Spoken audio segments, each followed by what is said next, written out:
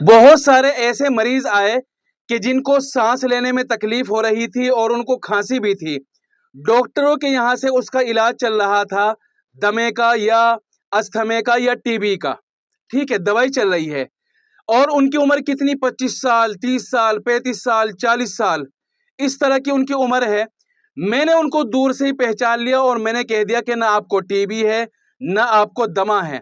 और देखो, जब टीबी ना हो और दमा ना हो तो दमे की दवाई खाना, उस बीमारी की दवाई खाना जो बीमारी नहीं है, ये बहुत ज्यादा नुकसान देता है।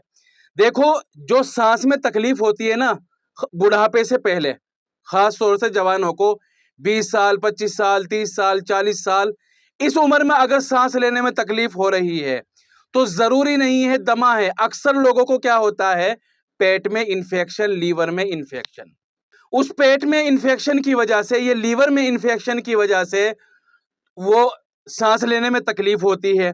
और उसी को क्या कर देते हैं, टीबी की दवाई चला देते हैं, उसी की दमे की दवाई चला देते हैं।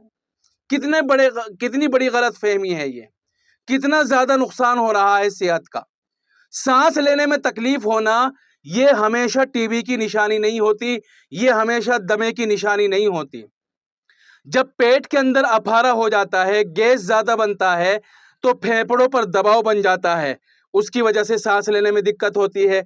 और कभी कभी ऐसा होता है कि लीवर में इंफेक्शन हो गया, पेट में इंफेक्शन हो गया, अब वो इंफेक्शन बढ़ते बढ़ते सांस की नाली की तरफ पहुंच जाता है, उससे गले में टॉन्सिल हो जाते हैं, सांस लेने में तकलीफ होती है, नाक में सूजन आ जाती है, जिसको नाक की हड्डी बढ़ना कहते हैं, उसको सांस लेने में तकलीफ होनी शुरू हो जाती है।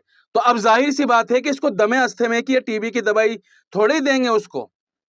ये समझने वाली बात होती है, जरा जरा सी पॉइंट पर, जरा जरा से पॉइंट पर बीमारी बदल जाती है, दवाई बदल जाती है। आज ही आया मेरे पास एक मरीज कि कई साल से टीबी की दवाई खा रहा है, डॉक्टरों ने चला रखी।